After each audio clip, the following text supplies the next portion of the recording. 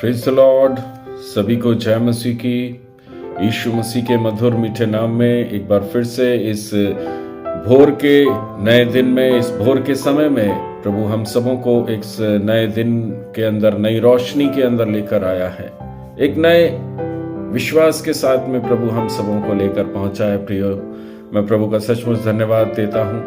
आज इस आत्मिक मन्ना के संदेश में जब प्रभु की आत्मा हम सबों से बात करने के लिए जा रही है, प्रियो, प्रभु के वचन, हालेलुया, भजन संहिता पहला अध्याय उसके दूसरे और तीसरे वचन को जब अध्ययन करते हैं तो वहां लिखा है, परंतु वह तो यहोवा की व्यवस्था से प्रसन्न रहता और उसकी व्यवस्था पर रात दिन ध्यान करता है। हालेलुया।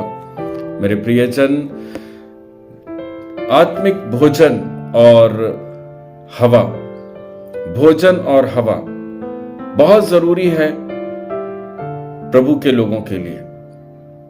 सांसारिक रूप से हम देखें तो हमें भोजन के रूप में हमें जो खाना हम खाते हैं उसको हम समझते हैं, लेकिन जब हम पवित्र शास्त्र बाइबल के अनुसार जब हम इसको देखते हैं तो भोजन का अर्थ है आत्मिक भोजन। आत्मिक भोजन क्या है? आत्मिक भोजन है परमेश्वर का वचन। परमेश्वर का वचन। जितना अधिक आप इस आत्मिक भोजन को अपने अंदर लेंगे, प्रभु आपके जीवन के अंदर उतना आपके अंदर समृद्धि को भरता है, प्रॉस्पेरिटी को आपके अंदर लेकर आता है, कमी घटी को प्रभु आपके जीवन से दूर करता है। जितनी अधिक आप प्रार्थनाएं करेंगे, वह प्रार्थना आपके जीवन के लिए क्या है? हालेलुया, सांस का काम करती है। सांस जो आप ब्रीथ करते हैं, वो सांस का काम, उस आत्मा की सांस क्या है? आपका प्रेयर लाइफ, आपकी प्रार्थना का जीवन, वो आपको सांस देता है। प्रियो, मेरे प्रियजन, परमेश्वर के वचनों में लिखा हुआ है, इब्रानियों की पुस्तक जब हम पढ़ते हैं उसके 6वें अध्याय उसके पहले वचन के अंदर इस प्रकार से लिखा, दूध जो है वो भी एक भोजन का रूप है, लेकिन बाइबल बताती है हमें ठोस पदार्थों से तृप्त होना जरूरी है। ठोस पदार्थ क्या है? बाइबल ऐसा बताती है, परमेश्वर का वचन। इब्रानियों 5:13 के अंदर इस प्रकार से लिखा है कि वो परमेश्वर का वचन है। हम जितने जल्दी हो सके उसे दूध को छोड़कर उस ठोस परमेश्वर के वचन को अपने अंदर लेना शुरू करें, ताकि हम उस समृद्धि को प्राप्त कर सकें। वो समृद्धि जो आज प्रभु की आत्मा हम सबों को आज इस नए दिन में देना चाहती है। भजन संहिता के अंदर लिखा हुआ है उसके पहले अध्याय के तीसरे वचन में, जो वह उस वृक्ष के समान है जो बहती नालियों के किनारे लगाया गया है। हालेलुया, आमीन। वह उस वृक्ष के समान है जो बहती नालियों के किनारे लगाया गया। ऋतु ऋतु में, हर मौसम में क्या होता है? जो बहती नालियों के किनारे है वह बढ़ता है। उस पर हर उसके समय समय पर उसके ऊपर क्या लगेंगे? फल लगेंगे। हालेलुया। नदी क्या है? प्रभु का वचन। नदी क्या है? प्रभु का वचन। हालेलुया। हमें उस वचन के पास में, उस वचन के साथ में प्रतिदिन चलना जरूरी है। प्रियो, without gospel, without prayer we are nothing.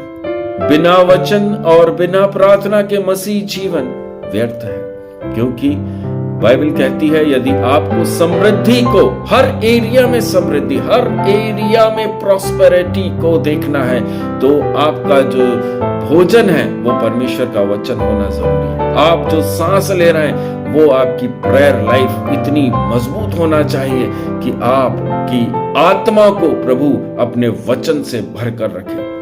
आप मजबूत रहें, आपको कोई हिला डुला ना सके, कोई भी परिस्थिति में आप हमेशा स्थिर खड़े रह सके। प्रभु आज इस सुबह के समय, इस भोर की किरण जो आज हमारे सरों के ऊपर है, मेरे प्रियो, ये नया दिन आपके जीवन के अंदर इस आत्मिक मन्ना को बलवंत रूप से लेकर आ सके।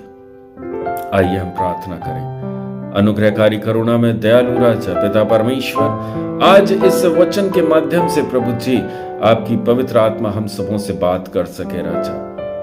पिता परमेश्वर, हमारे अंदर राजा हालेलुया उस आत्मिक भोजन को आप हमें दीजिए राजा यीशु। आपके पवित्र कलाम को, पवित्र वचनों को प्रतिदिन खोलकर उसका मेडिटेशन कर सकें, उसका हालेलुया उसको अध्ययन कर सकें। प्रार्थना रूपी जीवन हमारा दीजिए प्रभु, ताकि हम हालेलुया इस संसार के अंदर रहते हुए सांस लेने वाले हो सके राजा। मैं एक एक भाई बहनों को राजा पूरी तरह से प्रभु आपके बलवंत सामर्थ्य हाथों में सौंपता हूं राजा। आशीष के साथ में रखिए आज का यह दिन प्रभु, इन सबके जीवन के अंदर प्रभु जी आत्मिक आशीषों में मजबूती के साथ में हो सके राजा। इनको हर एरिया में समृद्धि आप देने जा रहे हैं प्रभु जी, मैं आपका धन्यवाद करता हूं। मुक्तिदाता प्रभु यीशु मसीह के नाम से प्रार्थना को मांगते हैं, आमेन।